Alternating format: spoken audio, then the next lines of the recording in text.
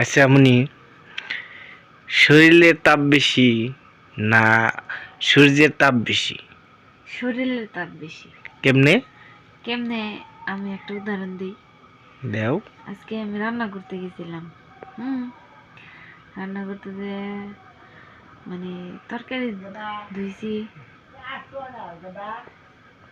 মানে এই কলস আছে না, কলসে পানি ভরতে যায়, পানি ভরছি, মানে রাঁধতে যায় আমার পায়ের মোজার মধ্যে পানি পড়ছে, বুঝছা?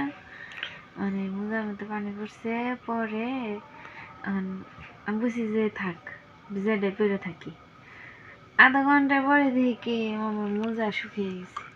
রোদের মধ্যে যদি তুমি শুকিয়ে দিতে তাহলে দেরি লাগতো, যে রোদে থেকে শরীরে, মানুষের শরীরে তাপ বেশি থাকে, কারণ রক্ত চলাচল বেশি হয়। আচ্ছা, হাই রে যুক্তিসঙ্গত ব্যক্তি। এই যে প্রমাণ, এ ধর একটু আগে রান্না করে আইছি, এটা কিন্তু বিচ্ছে, এটা বিচ্ছে না, এই যে দুটাই বিচ্ছে। তুমি দেখো, প্রমাণ দেখো, এই যে শুকনা, তুমি ধরে দেখো। না ভিজে না, শুকিয়ে গেছে। শুকিয়ে গেছে না? তেলে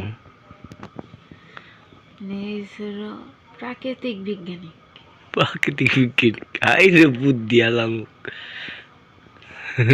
যদি জাগো এখন একটা বুদ্ধি, জাগর ইমার্জেন্সি থাকবো, মানে আমার মোজাটা পরানি লাগবো, যদি ভিজা থাকে তাহলে আর ওই চুলাই সেকাও তো লাগবে না, রোদেও শুকা লাগবে না। ওই ভিজা মোজা পাই দিলে আধা ঘন্টা 1 ঘন্টায় শুকাই। রোদের আশায় আর কারণ থাকে, গন্ধ বেরোবে না। কে গন্ধ বেরিব? এই যে মানুষ কক্সবাজার যায় না, সমুদ্র সৈকতে যায়, ওই সমুদ্র সৈকতে থেকে উঠতে উঠতে মানুষের কাপড় চোপড় শুকিয়ে যায়। এটা আমি দেখছি।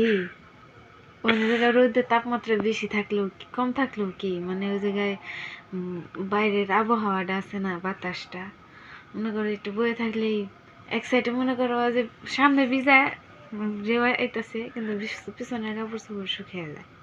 আমি নিজে প্রমাণ। তুমি গেছিলে? তুমি তো যাও নাই। তুমি যাই দেখো দেখো। আচ্ছা ঠিক আছে, প্রমাণটা দেখুন পরে কালকে। অবশ্যই কমেন্টসে জানিয়ে দিবেন আপনারা আপনার রাঁধুনি বা আমাদের খুশি চ্যানেলের রাঁধুনি যে যুক্তিটা দেখালো, অবশ্যই যদি সঠিক হয় কমেন্টে জানাবেন।